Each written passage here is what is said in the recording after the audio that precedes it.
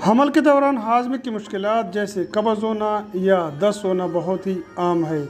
اس کا تعلق عام طور پر خوراک میں یا تبدیلی ہوتی ہے یا بعض اوقات حمل کے دوران ایک فیمیل بہت زیادہ دباؤ یا ٹینشن کا شکار ہوتی ہے۔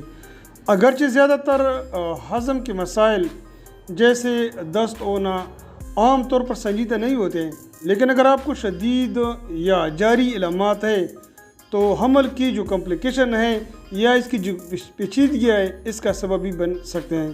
یہی وجہ کہ اگر آپ کے ہاضمے کے مسائل 1-2 دن میں ٹھیک نہیں ہوتے یا بدستور خراب ہوتے رہتے ہیں تو علاج کروانا بہت زیادہ بہتر ہے۔ اس ویڈیو میں ہم بتائیں گے کہ دوران اسہال یعنی ڈائریا کی کیا کیا وجوہات ہو سکتے ہیں، اسپیشلی حمل کے دوران۔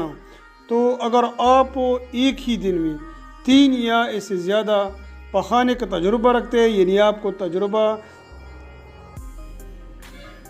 اگر آپ ایک ہی دن میں 3 یا اس سے زیادہ پخانے کے آپ لوگوں کو تجربہ ہوتا ہے، یعنی آپ لوگوں کو پخانے کی ضرورت ہوتی ہے، تو آپ کو اسہال یعنی ڈائریا ہو سکتا ہے۔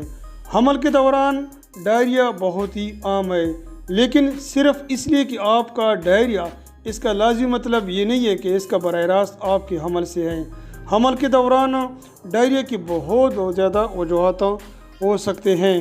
مثال کے طور پر بعض اوقات وائرل انفیکشن ہوتا ہے جس میں آپ کا ایک روٹا وائرس ہے یا دوسرے جو مختلف قسم کے وائرس ہوتے ہیں اس کی وجہ سے بھی آپ کو ڈائریا ہو سکتی ہے، یا بعض اوقات بیکٹیریل انفیکشن ہوتا ہے، ہمارے خوراک کے ذریعے یا ہمارے جسم میں کسی طرح بھی بیکٹیریا ہمارے جسم پر حملہ کرتی ہے جس کی وجہ سے ہمیں ڈائریا کی شکایت کا مسئلہ ہو سکتا ہے۔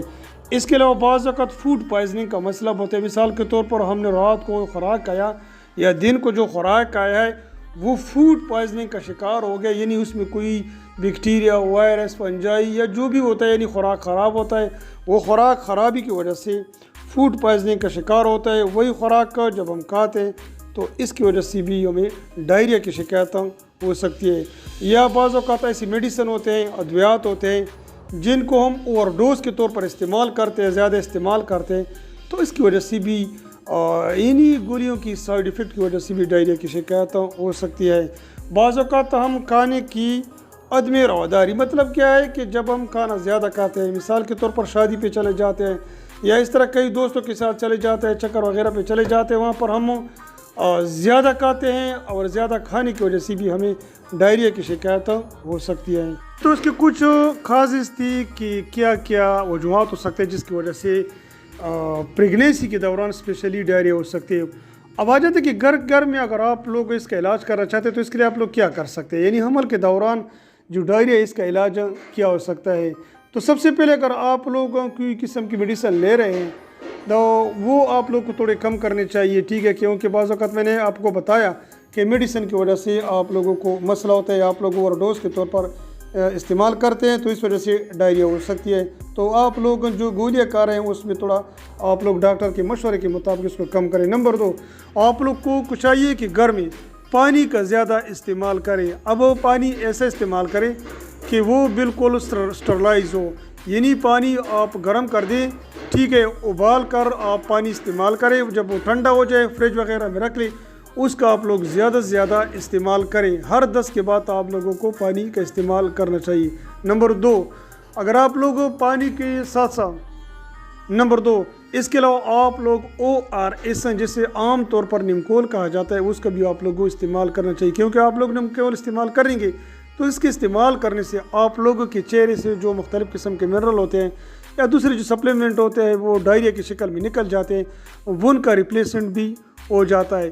اس کے علاوہ آپ لوگ گھر میں دہی کا استعمال بھی زیادہ زیادہ کرتے ہیں۔ دہی بہت اچھی چیز ہے، آپ لوگ اس کریں گے تو اس کے آپ کے پیٹ میں جلن وغیرہ سارا ختم ہوتا ہے۔ دہی کے استعمال کرنے سے بھی آپ لوگ اپنے گھر میں بغیر دوائیوں کے اس کو کنٹرول کر سکتے ہیں۔ اس کے علاوہ آپ لوگ اپنے گھر میں چاول کا استعمال زیادہ کر سکتے ہیں۔ چاول استعمال کریں، چاول کا استعمال کرنے سے آپ لوگ کو بہت زیادہ فائدہ ہو سکتا ہے، لیکن چاول کے دوران آپ لوگ کو چاہیے کہ چاول میں زیادہ تر مرچی وغیرہ نہ ہو، مسالے دار چاول نہ ہو، بریانی وغیرہ نہ ہو، اس سے آپ لوگوں کی ڈائریا اور بھی کمپلیکیشن زیادہ ہو سکتے ہیں۔ اس کے علاوہ آپ لوگ کو چاہیے کہ کیلے کا استعمال کریں، کیلے کا بہت زیادہ استعمال کریں گے تو آپ کو بہت زیادہ فائدہ ہوگا۔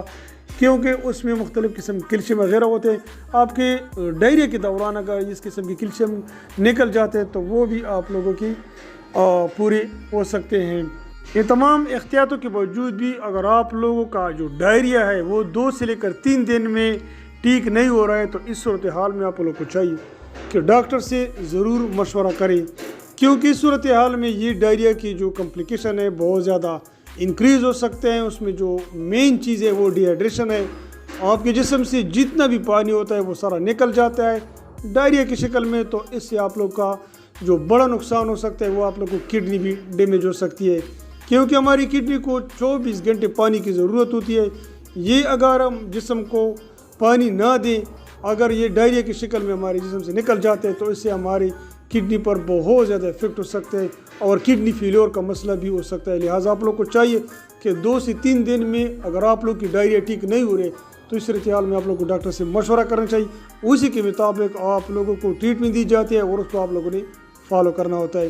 گرمی کے موسم میں خوراک کا بہت زیادہ احتیاط کریں، نہ صرف آپ کریں بلکہ اپنے بچوں کو بھی احتیاط کروائیں، کیونکہ اس میں زیادہ تر ڈی ہائیڈریشن اور ڈائریا وغیرہ کے بڑے مسئلے ہوتے ہیں اور یہ بہت کامن ہوتے ہیں. لہٰذا ان تمام خرابیوں سے بچنے کے لیے آپ لوگوں کو چاہیے کہ زیادہ سے زیادہ صاف پانی کا استعمال کریں اور گرمی اور دھوپ میں نہ نکلیں، کیونکہ اس صورتحال میں آپ لوگوں کو ڈائریا کا مسئلہ ہو سکتا ہے. اب تک کے لیے اتنا ہی کافی تھا. انشاءاللہ نیکسٹ ویڈیو میں دوبارہ ملیں گے. اپنا خیال رکھیں، اپنی صحت کا خیال رکھیں. شکریہ.